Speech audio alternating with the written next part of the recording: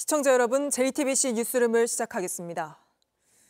대선 공식 선거운동 둘째 날, 민주당 이재명, 국민의힘 김문수, 그리고 개혁신당 이준석 후보까지 모두 TK, 대구 경북으로 달려갔습니다. 특히 이재명, 김문수 후보는 박정희 전 대통령의 공을 언급하며 TK 민심에 호소한 것까지 닮아 있었습니다. 이재명 후보가 이렇게 공약에 적극적인 것도, 김문수 후보가 반대로 방어에 매진하는 것도 TK를 더 이상 보수의 텃밭으로만 여길 수 없다는 판단 때문인 걸로 보입니다. 실제 최근 이 지역 여론조사에선 정권이 연장돼야 한다는 여론이 확 줄어서 50% 아래로 떨어졌습니다.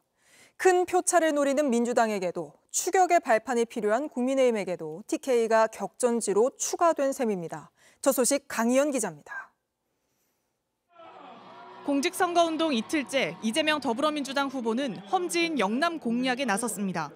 박정희 전 대통령 생가가 있는 경북 구미도 찾았는데 독재 과오뿐 아니라 공도 강조했습니다. 민주주의를 말살하는 아주 나쁜 사람이라고 생각했어요. 지금도 그건 사실이죠. 또 한편으로 보면 이 나라 산업화를 이끌어낸 공도 있는 것 아닙니까, 여러분? 영남 유권자들의 박정희 향수를 자극하면서 유능한 인물을 뽑아달라 호소한 겁니다.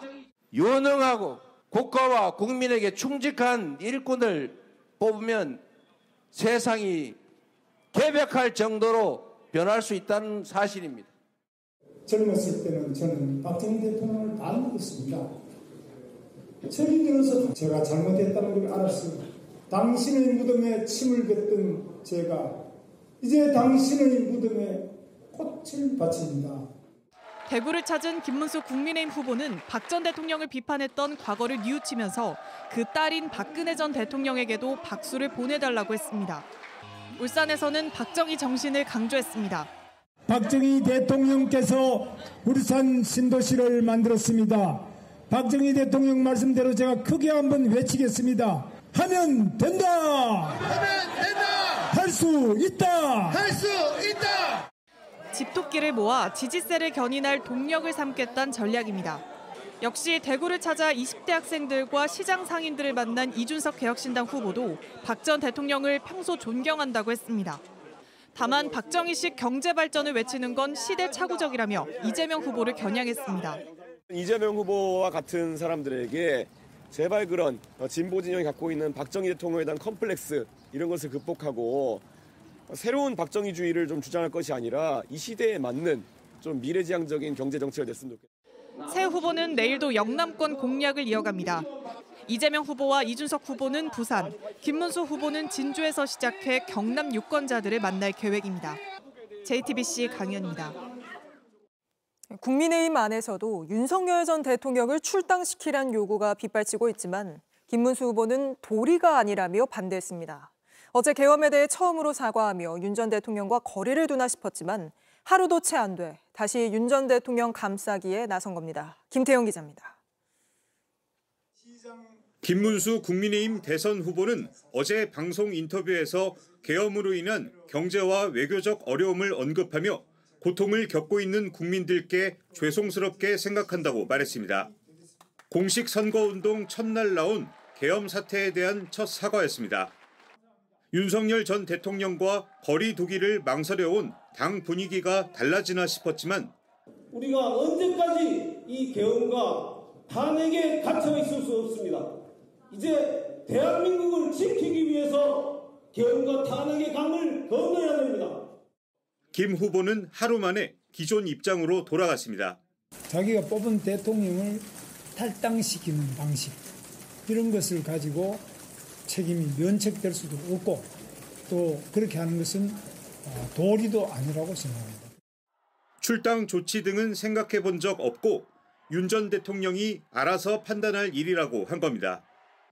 계엄에 사과하며 쇄신을 약속했던 김용태 비상대책위원장 내정자는 김 후보의 발언에 대해 고민과 조율 과정에 있다고 밝혔습니다.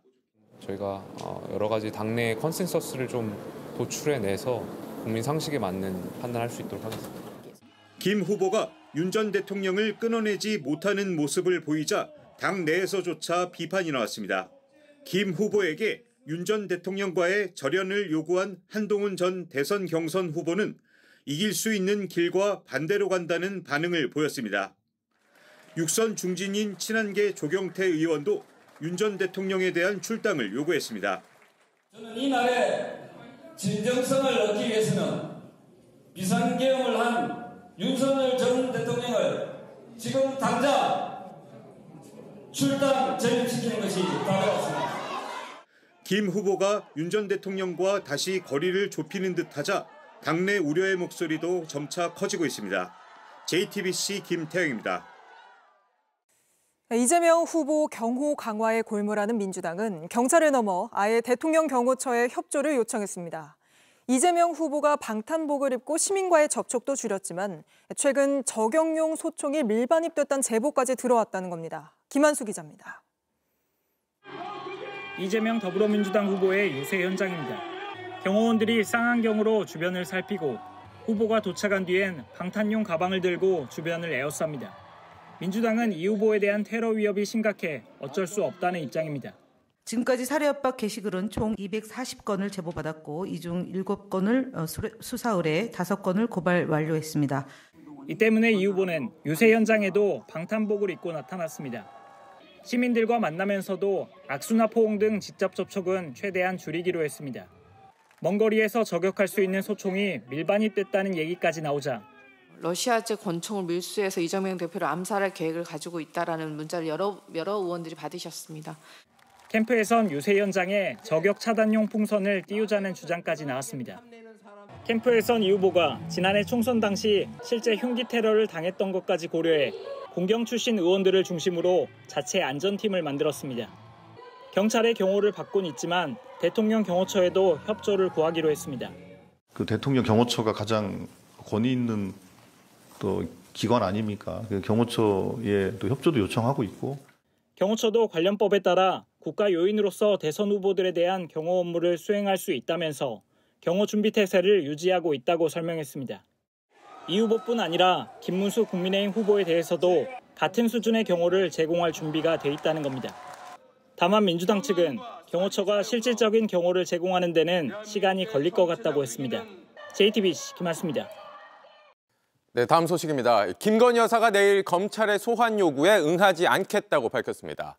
검찰은 공천 개입 의혹과 관련해 집중 조사를 벌일 예정이었는데 김 여사 측은 이 조사가 대선에 영향을 미칠 수 있다고 주장했습니다. 먼저 윤정주 기자입니다. 김건희 여사 측이 내일 예정된 공천 개입 의혹 관련 검찰 조사에 불출석하겠다는 뜻을 밝혔습니다.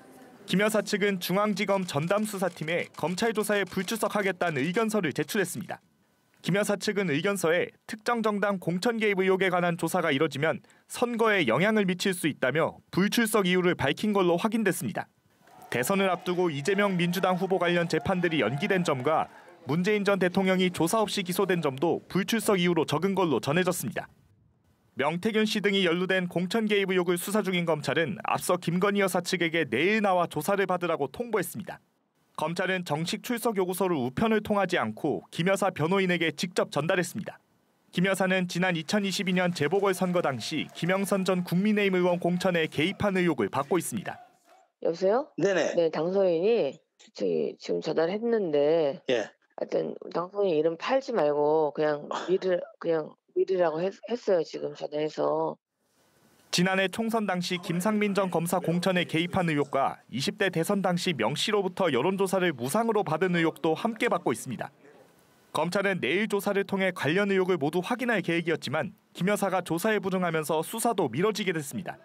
검찰은 계속해서 출석을 거부할 경우 체포영장 등 강제수단을 동원하는 방안도 검토할 계획입니다. JTBC 윤정주입니다.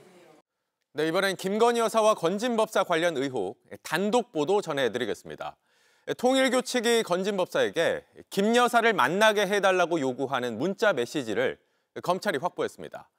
검찰은 통일교 측이 김 여사를 위해 다이아몬드 목걸이 등을 전달한 이후에 김 여사와 실제 만난 걸로 의심하고 있습니다. 정인아 기자가 취재했습니다. 윤석열 전 대통령이 당선된 시점인 2022년, 당시 통일교 세계본부장 윤모 씨는 건진법사에게 김건희 여사를 만나게 해달라, 여사와 함께 만나자는 문자 메시지를 수차례 보냈습니다. 건진법사는 좋은 날이 올 거다라는 취지로 답장했는데 이 같은 메시지를 검찰이 확보했습니다.